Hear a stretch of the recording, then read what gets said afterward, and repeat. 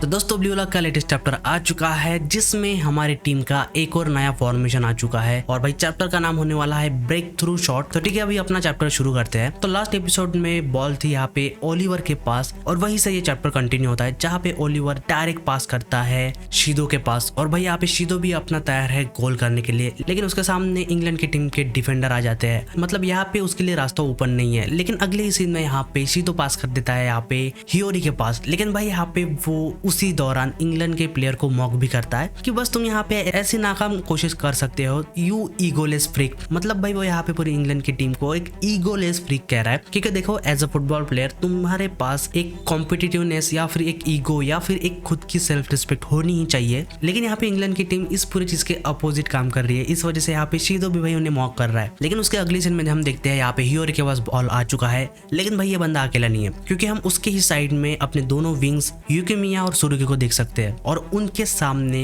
शीदो भी खड़ा है। और यहाँ पे शीदो इन सबको एक साथ सेल डिवीजन कहता है क्योंकि भाई यही इनका नया फॉर्मेशन होने वाला है। और यहाँ पे आनरी इसी चीज को हमें एक्सप्लेन करती है कि कैसे ये ब्लू लॉक का एक नया फॉर्मेशन है। बेसिक प्लान इनका ये होने वाला है कि ये बंदे यहाँ पे शीदो के पास बॉल देने वाले हैं क्योंकि शीदो उस टाइम पे गोल बॉक्स के थोड़े नजदीक रहेगा और वहां पे वो इजीली गोल कर सकता है। लेकिन दूसरी तरफ यहाँ पे हियोरी की वजह से एक और उन्हें सपोर्ट मिल जाता है जिसकी वजह से भाई वो बहुत सारे अदर ऑप्शन को क्रिएट कर सकते हैं उनके दो विंगर को इस्तेमाल करके। और उसी के साथ भाई यहाँ पे कारासू भी इस फॉर्मेशन का पार्ट है क्योंकि यहाँ पे कारासू एक एंकर की तरह काम कर रहा है जो कि एक बर्ड आई का काम कर रहा है पीछे से सारी चीजों को कंट्रोल करने के लिए और अटैक करने के लिए। तो यहाँ पे हम एक व्यू देख सकते हैं कि भाई कारासू एज अ क्रू सबसे ऊपर है जो कि भाई एज अ बर्ड व्यू से सबके ऊपर नजर रख रहा है और कंट्रोल भी कर रहा है। और यहाँ पे अपने तीन बंदे मतलब यूकिमिया, सुरुगी और शीदो ये तीनों एज अ अटैकर काम कर रहे हैं यहाँ पे। और यहाँ पे इस स्टाइल को वो नाम देते हैं सेरेब्रस स्टाइल, मतलब जो तीन मुंह वाला कुत्ता है भाई, और इसी टाइप का अपना अटैक हो रहा है यहाँ पे। लेकिन तब भी यहाँ पे इंग्लैंड के प्लेयर्स शीदो का पीछा नहीं छोड़ते, लेकिन भाई यहाँ पे बहुत ही बढ़िया फेंट देके शीदो फिर भी सामने जाता है और यहाँ पे कारासू फाइनली पास कर देता है हियोरी के पास। और भाई हियोरी भी कुछ कम नहीं है, हियोरी भाई थोड़ा भी टाइम पास नहीं करता और सीधा क्विक पास करता है शीदो के पास। और भाई यहाँ पे शीदो अपना फुल मूड में आ चुका है क्योंकि अभी उसके पास एक और ऑप्शन आ चुका है गोल करने का। लेकिन भाई यही पे सीन खत्म नहीं होता क्योंकि तभी उसके साइड में आगे फिर से आ जाता है और भाई यहाँ पे आगे उससे कहता है कि मुझे पता था इन सारी फॉर्मेशन का जो एस है वो तुम ही होने वाले हो।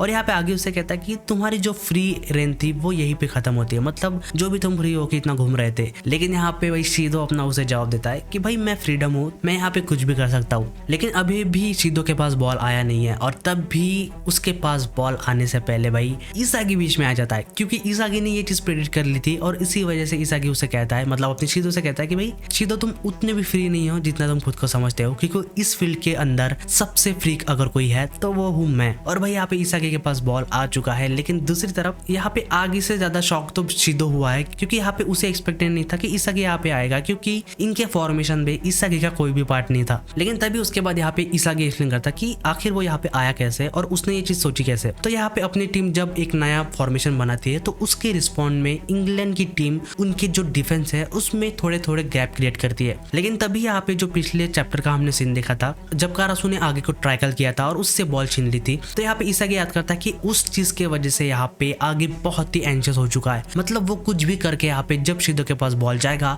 तो वो कुछ ना कुछ करके उसे छीनने की कोशिश करेगा और यही चीज यहाँ पे इसागी ने टारगेट की। लेकिन तभी अगले सीन में हम देखते हैं कि यहाँ पे इसागी भाई अभी कंप्लीट तैयार है गोल करने के लिए क्योंकि वो यहाँ पे कारासू के सिस्टम का पार्ट नहीं है, इस वजह से वही इस गोल को कर सकता है। लेकिन भाई अगले सीन में यहाँ पे इसागी बहुत ही बढ़िया शूट करता है लेकिन कोई भी फायदा नहीं होता क्योंकि वहां पे आ जाता है टेडी नाइट। और भाई यहाँ पे टेडी नाइट उसे कहता है कि मुझे पता था इसागी कि तुम जिस टाइप के बंदे हो तो तुम ये चीज जरूर ट्राई करोगे। मतलब भाई यहाँ पे हर एक बंदा एक दूसरे को टैकल कर रहा है, मतलब फिजिकली नहीं बल्कि साइकोलॉजिकली भी। और भाई यहाँ पे टेडी नाइट के बीच में आने की वजह से बॉल फिर से बाउंस ऑफ हो चुका है और उसी की वजह से यहाँ पे इसागी के हाथ से वो चांस जा चुका है। लेकिन दूसरी तरफ भाई हम यहाँ पे उनके पीछे देखते हैं कि अपना जानतेत्सु सुरुगी अभी भी तैयार बैठा है और भाई वो यहाँ पे उस बॉल को टारगेट करता है और वो अगले सीन में उसकी स्किल को इस्तेमाल करके फुल स्पीड से आगे डैश करते हुए जाता है। मतलब यहाँ पे इंग्लैंड के जितने भी डिफेंडर्स है भाई उनके पास चांस ही नहीं है कि वो यहाँ पे सुरुगी को रोक पाए। तो उसी की वजह से यहाँ पे इनका जो गोलकीपर होता है भाई